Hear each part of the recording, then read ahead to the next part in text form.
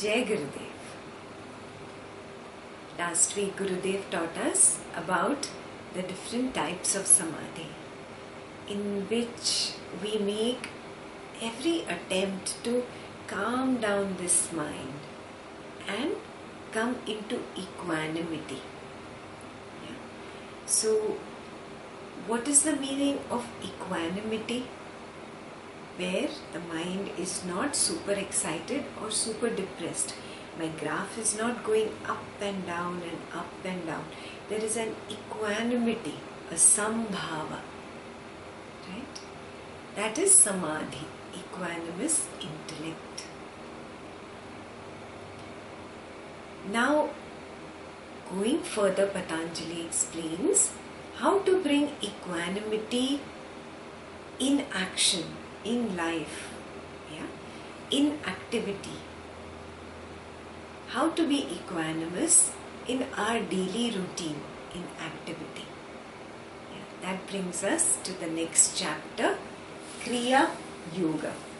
Kriya Yoga is the yoga of action. Again understand, yoga here means the union of this small little chattering mind which is always going out into the world of people, situations and things. The union of this mind with the self or the big mind is yoga. So, yoga of action means what? In action all the time my mind is outside only, in these five senses only. But being in the action, yoga must happen. So the mind should not be out, but still my action should be continuous. The mind should be within, established in the self. This is yoga of action, Kriya Yoga. So Gurudev started with a very beautiful example. Suppose you are waiting for a train or you are waiting for some person to come. How the mind is, it's constantly thinking about that person or the train or the bus. And it's aware of the time. But it's not really in the now. It's not in the present moment. The mind is feverish about a future event with that particular object, whether it's a bus, a train, or a girl, or a boy.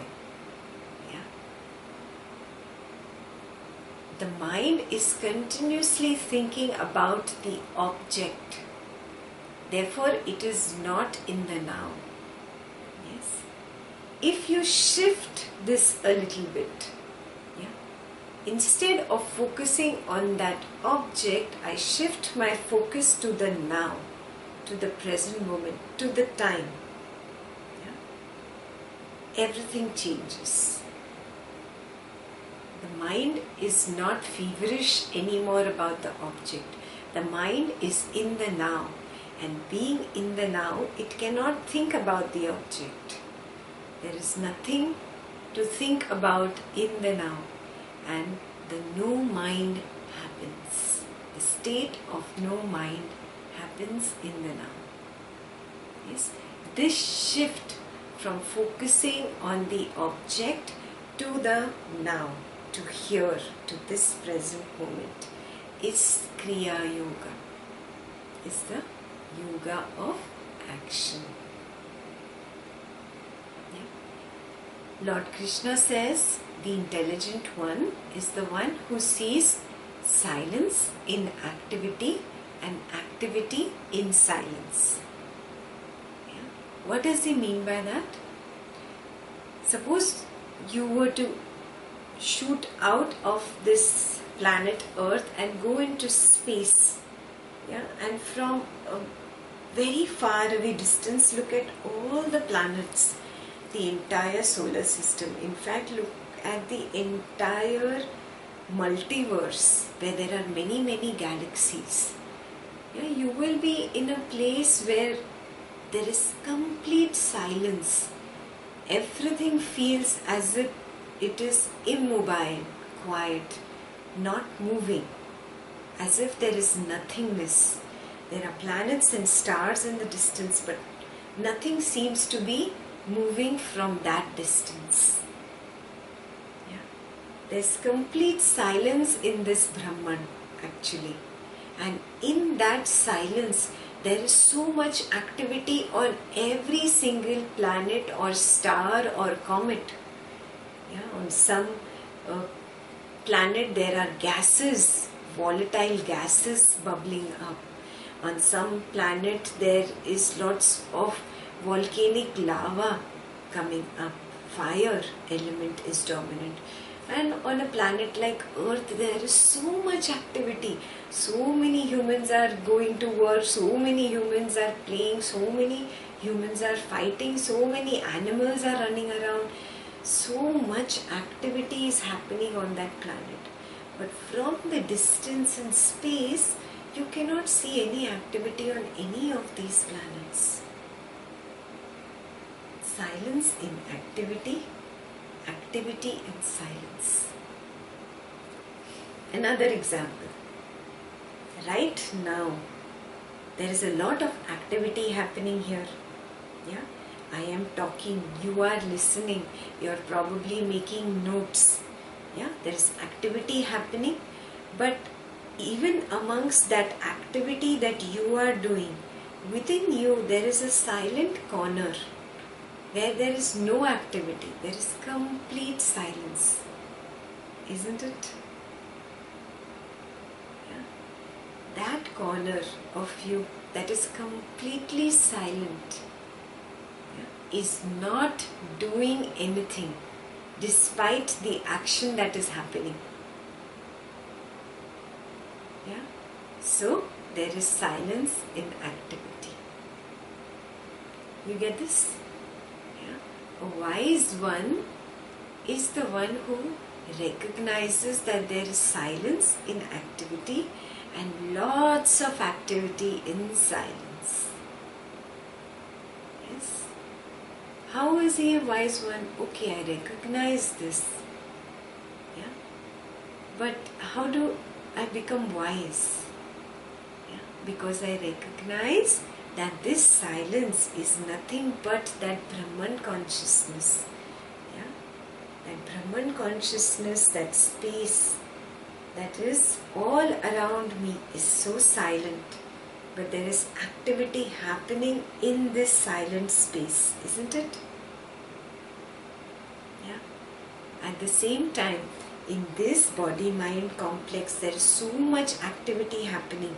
The heart is beating, the stomach is digesting food, the lips are speaking something, the blood is gushing through the body. Yeah, all the organs are functioning, neurons are functioning. Yeah, thoughts are moving. Yes, so much activity happening. Still there is a silent corner within me, the Purusha, that is absolutely silent, that is not doing anything. Yeah, a wise one is the one who recognizes this consciousness. Simply means a wise one recognizes the Brahman consciousness in everything and everything in that one Brahman consciousness. Yeah. This is the yoga of action. So that takes us to Patanjali's chapter number 2. Yeah. In the scripture, Patanjali's Yoga Sutra, this is chapter number 2, Sadhana Pada. And it starts with the sutra Tapa Swadhyay Ishvara Pranidhanani Kriya Yoga. Kriya Yoga is nothing but 3 aspects. 1, tapas, 2, swadhyay, and 3, Ishvara Pranidhan. Yeah, so let's understand this. What is tapas? Endurance. However difficult the situation might be, willingly going through it, yeah, accepting it, willingly going through it with a smile on your face. is tapas. For example, most of you travel back to India on an international flight. When you are traveling back to India, and you know it's a 16-hour, 20-hour flight, 24-hour flight, however difficult it is, you don't say, I give up, no? You continue sitting there. However difficult it is on the body or on the mind, we go through it. Yes, that is called tapas. Yeah? Tapaha is willingly enduring an uncomfortable situation either for the body or the mind. Yeah? Or the speech, we'll come to that also. Yeah? Tapas can be of the body, of the mind, or the speech. Yeah? So Gurudev gave you a couple of examples. Suppose you're driving on the highway. Yeah, you have 2 hours to go before you get home. You don't say, oh, I'm tired, I'm going to stop here and go to sleep here tonight. No, you continue, right? This is called tapas. Yeah, and there are many different kinds of tapas. We will discuss that in a moment. Yeah, but let's understand the other two aspects. Swadhyay. What is Swadhyay? Self-study. This self-study, studying about my mind, studying about my emotions, understanding how they work, yeah? Understanding what is discipline and how discipline will help me move on this spiritual path. Yes, this is Swadhyay, self-study.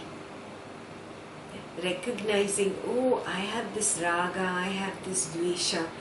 Oh, this is just creating ruckus in my own life. Let me drop it.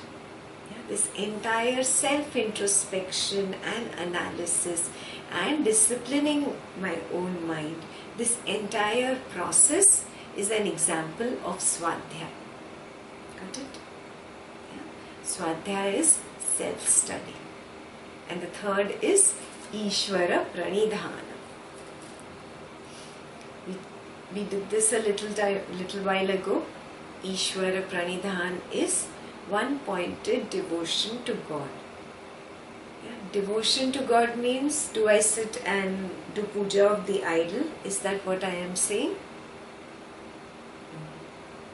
Yeah. One-pointed devotion to God means seeing that consciousness, that energy that has created this entire creation, that energy is not a particular man or a woman. That particular energy is everywhere, in everything. Yeah, it is the consciousness which is in everyone, in every little animal, in every plant, every little particle of sand, every little stone, every thorn, every human being, every insect. Oh, it is in everyone and everything. That one consciousness or energy that is there in everything, that is the supreme, that is the highest. Yeah. And being in love with that consciousness is Ishvara Pranidhan. Yeah. Honoring that Brahman consciousness that is in everyone and in everything. That is Ishvara Pranidhan. Yeah. So these three aspects together are Kriya Yoga. Tapa, Swadhyay and Ishvara Pranidhan. All three together are Kriya Yoga. Yeah. So now we'll go deeper into tapas. Yes. This entire chapter is on tapas completely. So now why tapas? What does it do? What is the benefit? So it goes into the next sutra.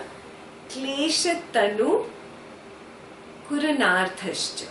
Means all your misery, all your suffering in this planet, in this world, gets reduced, gets minimized with tapas. Yeah. Tapas helps to minimize all your suffering. Yeah. And second, samadhi bhavana artha. It brings about samadhi or equanimity. Yes, that is the benefit of tapas. Yes. So let's understand tapas a little more. Tapas means to bake, yeah? To burn in the fire. Yeah? When you put a gold ore into the fire, what happens? It comes out shining. Yes, a shining piece of gold. Yeah. So that is what is tapas. Life is just like that. When you go through the fire and you bake and burn in that fire of life, you come out shining like a piece of gold or diamond. Yes.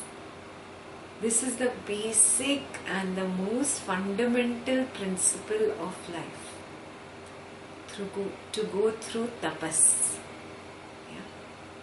So, in life, we all face 5 types of fires that we go through. Yeah. 5 types of fires in Sanskrit are called Panch Agni. Yeah. We go through Panch Agni in life. Yeah. And that going through these 5 types of fires is a test of your endurance. So what are these Panchagnis? Yeah. First is Bhutagni. Yeah. Bhutagni is physical fire. For example, it suddenly becomes 100 degrees outside. Yeah, and you have to go out for running some errand. And you see how your mind becomes, oh, it's very hot, it's very hot, it's very hot. Yeah, and it affects your body and it affects your mind. Yeah, and then you become very angry and you become very irritable and very snappy. Yeah. Bhut Agni means what? Going through this physical fire. With a smile, and then you have passed this test of life. Life is testing you every day with these fires. Bhut Agni is one of them, the physical fire, as in the heat or extreme cold climate, yeah, affecting this body. Yeah. This body is nothing but bhut, not bhut as in a ghost, but bhut means material.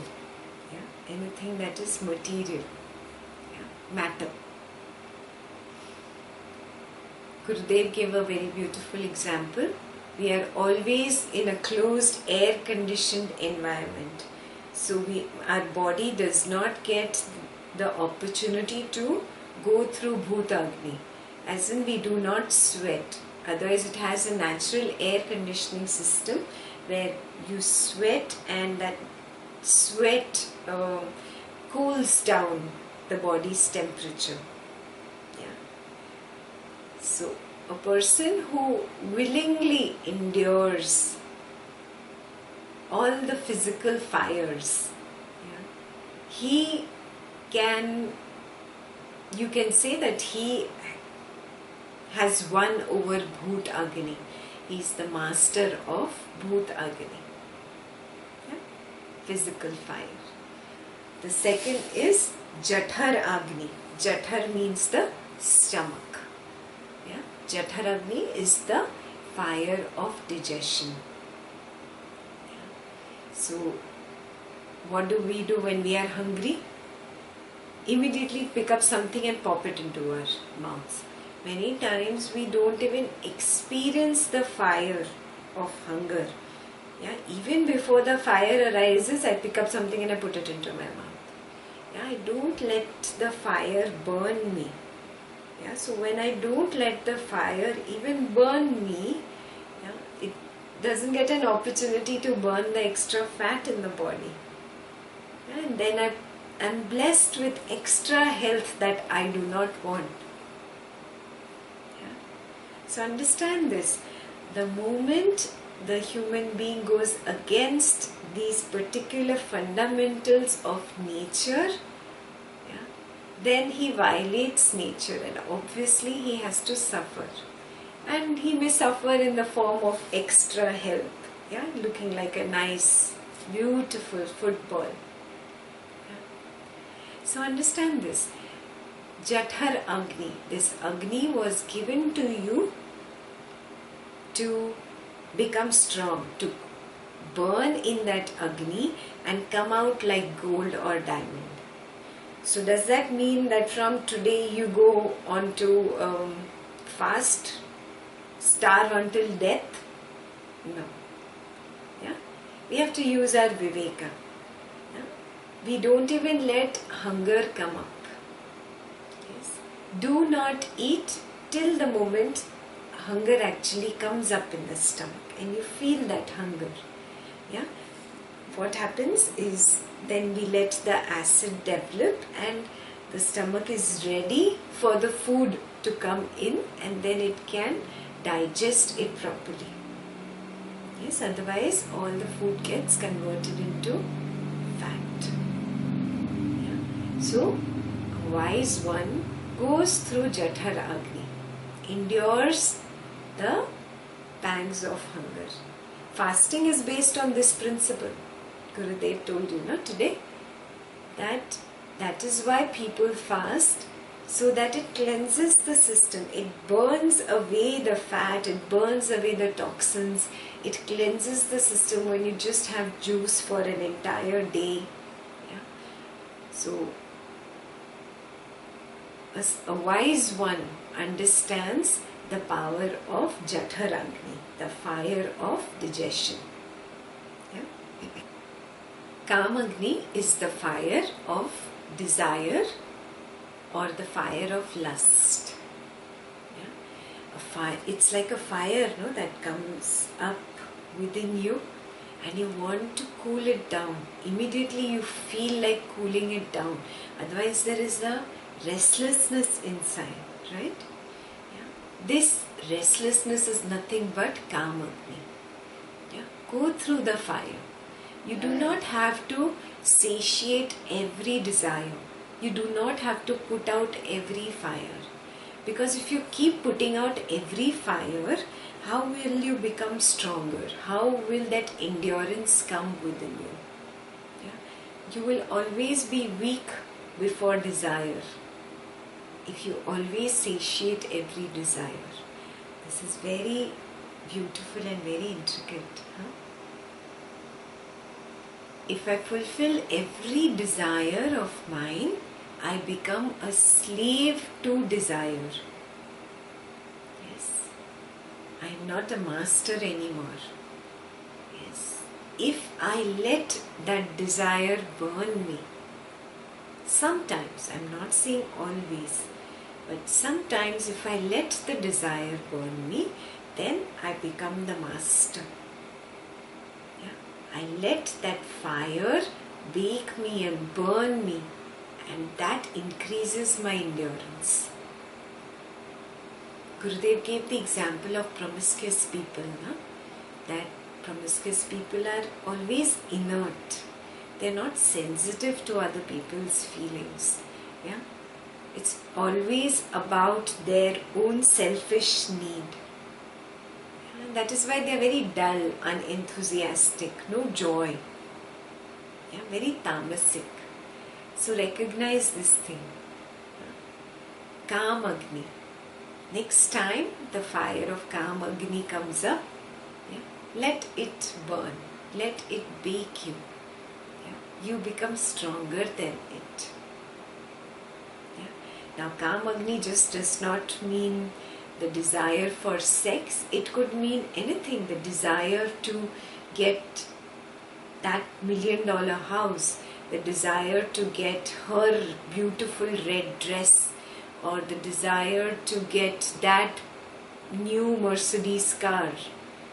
Yeah? Whatever that desire is that is actually completely engulfing you has become your master. Yeah? Burn through Kam Agni and you become the master of desire. Yeah. Next is Bhadbhagni. Yeah. Bhadbhagni is the fire of criticism. Yeah. सबसे बड़ा रोग क्या कहेंगे लोग? The biggest disease is what will people say. It's always there, no? Constant thing in the head. Oh, what will he say? What will she say about me? What will he think about me? What will she think about me? I have become a football of their opinions already. Yeah. Sometimes they've not even said something. I think that he will think like that about me. Imaginary kick I got and I've become a football. Fire of criticism. This burns you. Yeah. A person who goes through this fire is really wise. He does not let words of other people become the master of his life. Are you wise? Ask yourself this question. Bhadbhagni, the fire of criticism, social criticism. What will he say? What will she say? It doesn't matter. Yeah. And millions of people on this planet, millions and millions of people have millions and millions of thoughts in every second. Can you control everybody's thought? No, no. Forget other people. Can you control your own thought? Then why worry about what another person will say or think? It doesn't matter. It's so silly. Yeah? Recognize the futility of this and rise above it. Yeah? Rise above Bhadbhagini. Rise above the fear of criticism. And what can help you rise is the fifth Agni, Prem Agni. Yeah? Prem Agni or Gyan Agni. They go together. They are the same. How are they the same? Prem Agni is love, the fire of love. How it burns you, no? Yeah? It's not the love for your husband or wife or girlfriend or boyfriend. Yeah? This is at a deeper level. Seeing that consciousness, that Brahman consciousness in every person, in everything, in me, in him, in her, yeah, then how can you not love everybody and everything? They are all me only. They are a reflection of me. They are a part of me. Can the air inside the red color balloon say it is separate from the air inside a blue color balloon? No, it is the same air in every balloon. Just like that, the consciousness that is here is in him, in her, in him, in her, and there and everywhere. It is the same energy in everybody. How can this energy not love that energy? How can this energy not love that energy? This is Prem Agni, the fire of love. Initially, you feel that attraction to one or two or three people. Yeah? That burns you because it takes you again into the materialistic aspect of acquiring or achieving or possessing that person or thing. Yeah? That burns you. But slowly, when you recognize this aspect, that it is the consciousness, the Brahman here that loves the Brahman there, and it's not just in one person or one thing, it is in everybody and everything, then this limitation of consciousness drops. Yeah? And then you are in total love. That final blossoming will happen within you. That is going through the fire of love, Prem Agni. Yeah? And Prem Agni is not different from Jnana Agni. What is Jnana? The knowledge of the Brahman, yeah? The knowledge of the self. Yeah? When I understand, oh, I am that Purusha, I am not this body, I am not this mind, I am not this intellect, I am not this ego that keeps saying I am not the memory that remembers all this. I am something beyond that. I am the self, the Purusha. This is Jnana. Oh, I am the Purusha. And that Purusha or the self or the consciousness is not just here, is in him, is in her, is in her. Oh, we are all the same. I am in everyone. I and the other is not two. We are one only. This is Jnana. This is knowledge. This also takes you to love. This has to take you to love. Because I cannot hate that which is me only, a part of me only. Can you hate your little toe or your little finger? It's the farthest away from the body. Can you hate it? No. Yeah. Just like that. Another person, yeah. Man or woman, beautiful or ugly, good or bad, right or wrong, fat or thin, tall or short, however he or she is, he or she is not different from me. This is Jnana.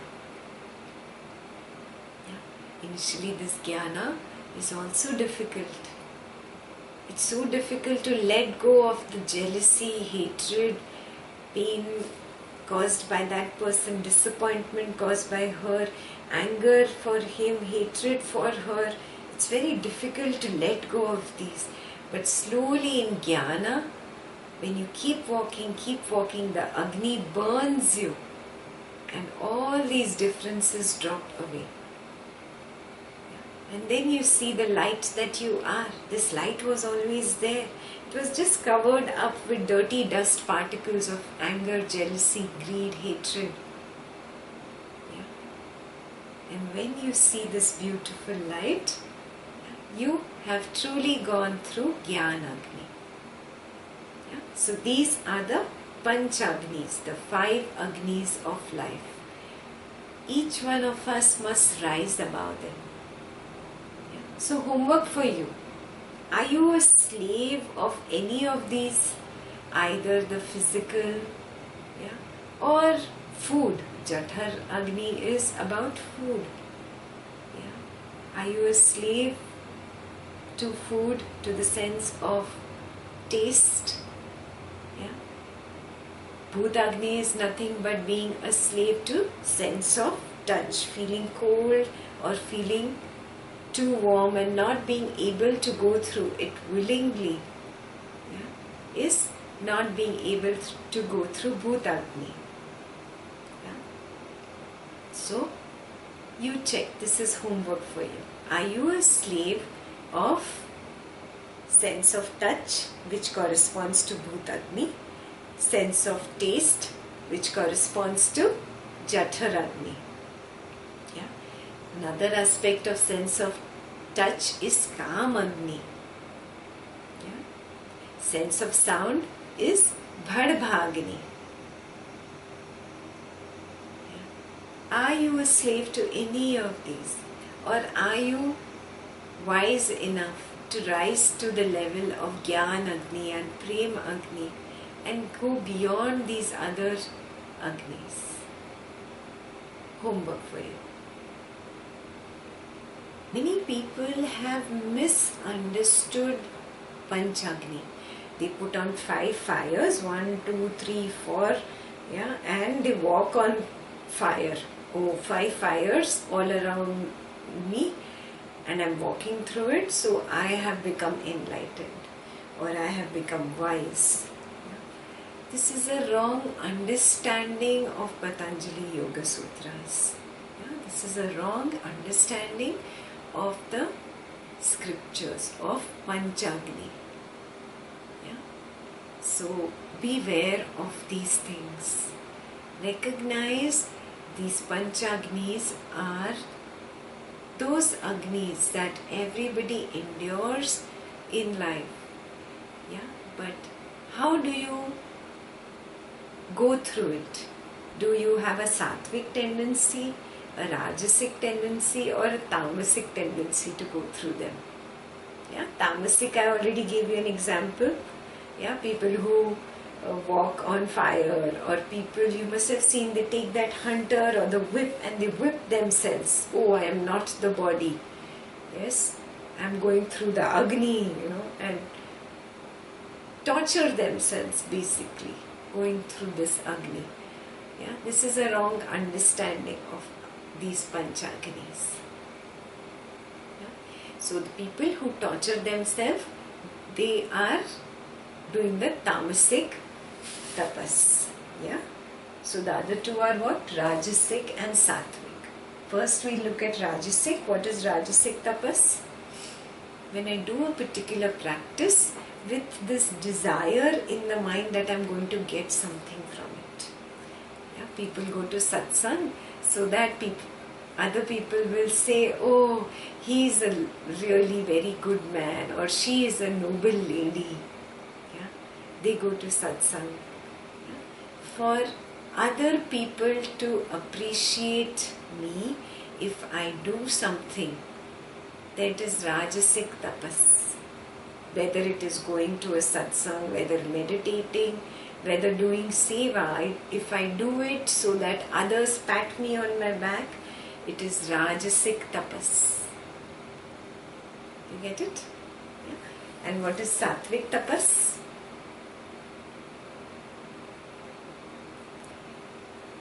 Doing the tapas as if you are not doing anything. Yeah? As if you are part of the phenomena. Yeah? You're not looking for something, there is no desire of appreciation, there is no desire to achieve something. Yeah? Where you are just moving with the flow, like a leaf is just flowing with the water of the river. Yeah? It's not asking for anything. Yeah? Living as if you do not exist. That is sattvic tapas. Whatever is happening in life, it's okay. However difficult life is, however much this Agni is burning me right now, it's okay. Yeah. However beautiful life is, not getting super excited with the happiness, or however horrible life is, not getting super depressed with it. Yeah, my graph does not go up and down and up and down. Yeah. I live as if I do not exist. That is sattvic tapas. Yeah. And there is another division of tapas. Yeah, where tapas is of the body, of the mind, and of the speech. Yeah, it's called pranomay tapas, bodily tapas, vangmay tapas, tapas of the speech, and manomay tapas, tapas of the mind. Yeah, bodily tapas is what? Yeah, keeping it clean. Yeah, doing exercise, listening to the body. The body says, enough. I have had 2 pieces of bread or 2 chapatis, and this is enough for me. Mind says, no, one more gulab jam, yeah, or one more piece of pastry, and then you get lost in the objects of your senses. Yeah? Then you are not following tapas. Listening to the body, yeah, is called pranomay tapas. Yeah, the body wants exercise. The body needs its oiling and greasing and activity. Yeah, but the mind says, oh, it's so much easier to just lie down on the couch, eat a bag of chips and watch TV for hours together. Who will go to the gym? Yeah, or who will go running and jogging? Yeah, then you are not doing tapas. Yeah, being able to listen to the body and follow it, enduring whatever is, like that leaf that is just flowing in the water. Yeah? That is bodily tapas, pranomay tapas. Second is tapas of the speech. Yeah? Those who have done Ashtavakra have also done this before. Whatever you speak should not cause turbulence in another mind. Whatever you speak should be satyam, true, priyam, pleasant, and hitam, for the benefit of the other person. Yeah. Speak only when required, otherwise keep silent. Yeah. Following the tapas of speech is for the very courageous people. Remember, not everybody can do it. Yeah, otherwise we are so loose with our words. We just go on, yeah, okay. We say things, we lash people right and left with our words. We don't even think for a moment. Yeah. So Guruji gave a very beautiful way to test it. If somebody after speaking to you goes away feeling happy, calm, relaxed, joyous, then you have followed the tapas of speech. But if somebody goes away feeling jealous or angry or hatred, then you have not followed Vangmay tapas. What does this mean? Usually what we will do is we will say something in a very nice way, but we are saying to show off. So the other person starts feeling jealous that he does not have it. Maybe you went on a Europe tour. Yeah, it was like this and it was like that, and you know what, I did this. In a very subtle manner, the other person perceives a message, boss, you didn't go to the Europe tour, I did. Are you seeing this? He or she starts feeling jealous. Watch your words. Sometimes your words are not saying it, but your intention reaches the other person. A person should not go away from you feeling jealous or angry or feeling any kind of negative emotion. Then you have followed Vangmay tapas. Speak only when required. If asked, otherwise keep silent. And when you speak, do not cause turbulence in somebody else's mind. Can we take this up as a homework for the week? Whatever I say this week will be pleasant, will be the truth, and will be for the benefit of the other person. I will not show off this week. Yes, most of the times we speak to show off. And sometimes you don't speak. On Facebook you are speaking, you are shouting out aloud. On Twitter you are shouting out aloud. It is just a way for the mind to express the same that it wants to say through words. Recognize this. Take on this homework. I will not show off this week. Vangmay tapas. Yeah? I know this is the toughest homework, but you will really benefit a lot when you burn through it. Yeah, the mind will burn through it because it is craving to talk, it's craving to show off, it's craving to just say something, it's craving to make itself, to make its presence felt. Yeah, recognize this and say it's okay. If I don't show off, I'm not going to die. Yeah. It's a difficult homework, but let's take it up. Yeah. So Vangmay Tapas. And the third is Manomay Tapas. Manomay Tapas. Tapas of the mind. And what is the tapas of the mind? Manha Prasad Saumyatvam. Manha Prasad is maintaining the pleasantness of the mind. Come what may, I will be happy. Nobody or no particular thing or no particular situation can take away my smile.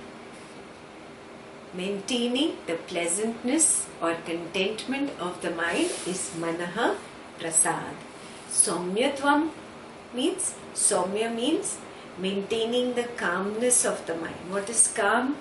Not getting super excited or super depressed in any situation. Being calm, being equanimous. Yes? It's very easy to be very excited and say I have a pleasant mind. No. Even if I win $1 million lottery, not being super excited, being calm in that situation. Yeah? And maintaining the pleasantness of the mind. Even if I go bankrupt, not going super depressed, but maintaining the calmness of the mind. Yeah? And keeping a pleasant mind. That is Manha Prasad Saumyatvam. Yeah? Then the second Manomay Tapas is Maunam. Maunam is what? Being silent, having a silent mind. Not being silent just here. Yeah? Being silent here. Otherwise this is going on, no? Right now you're listening to me, but your mind is going on, no? Yes, yes, yes. No, no, no, no.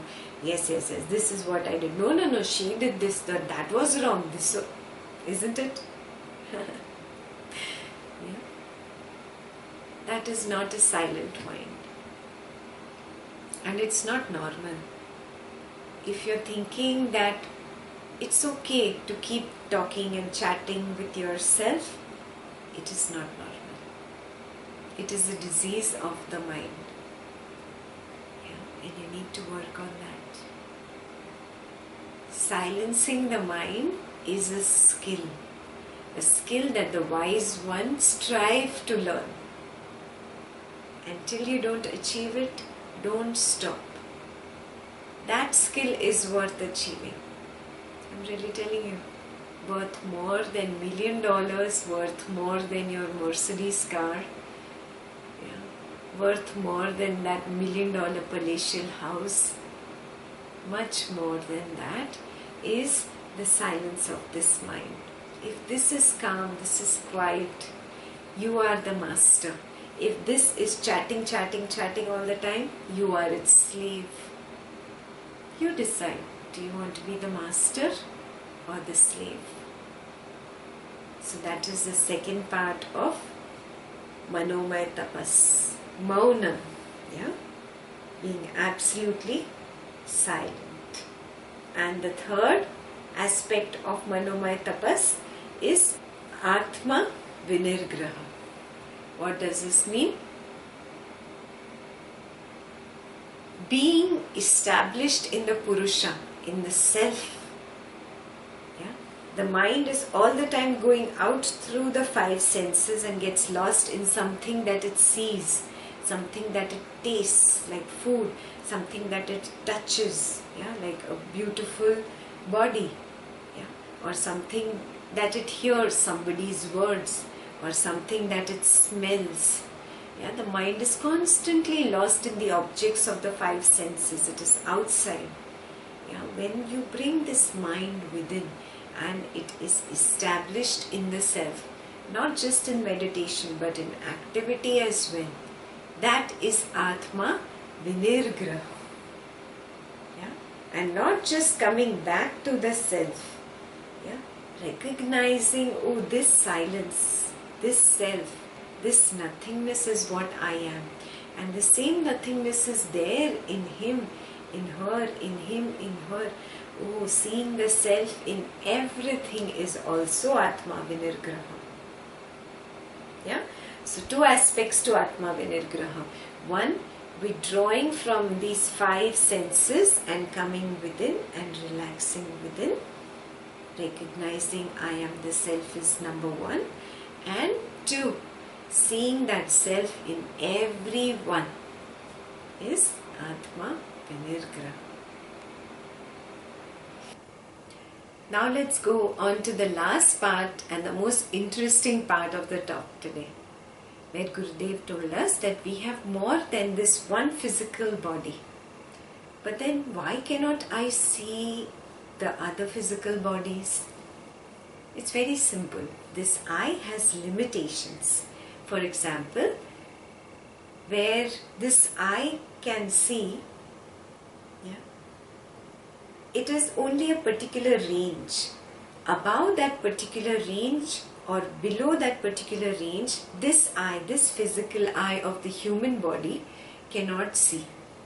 Where a human cannot see, a cat can see. Have you noticed? Yeah. Where a cat cannot see, some owls can see. Yes.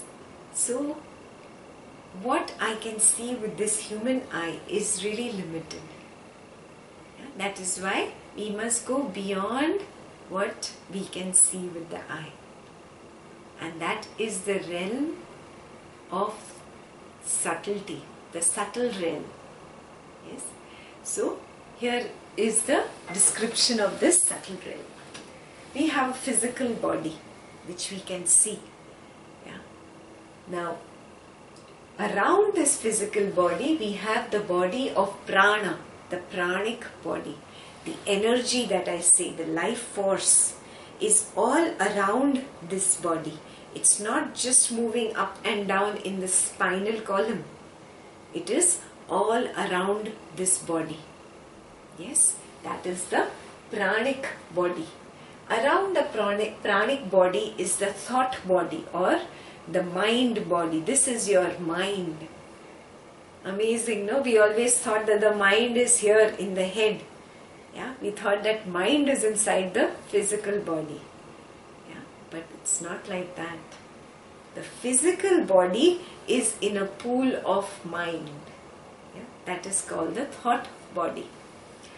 Around the thought body is your intuitive body. Usually we are lost in thoughts of I like, I don't like, I want this, I don't want this. We have limited ourselves to this body. And that is why intuition does not happen much to us. When we let go of the thoughts, when we move beyond the mind, yeah, that is where intuition comes up. That is our intuitive body. Yeah? And beyond the intuitive body is our blissful body. Yeah? So, we are so huge. Yeah? We are not just this physical body that is apparent to the human eye. Yeah, this is so beautiful, no? And Gurudev said that when you are in love, you feel so expanded. Yes, this is exactly that feeling of love, no? You are in all your bodies. And when you are sad, depressed, you feel very contracted. Yeah? Because you have moved away from your blissful body. Yeah? And you are very small, you are feeling very contracted. Yeah? So think about this. I want to leave you today with this beautiful thought that I have more than this physical body. So I'll see you next week. Until then, happy Swadhyay. Jai Gurudev.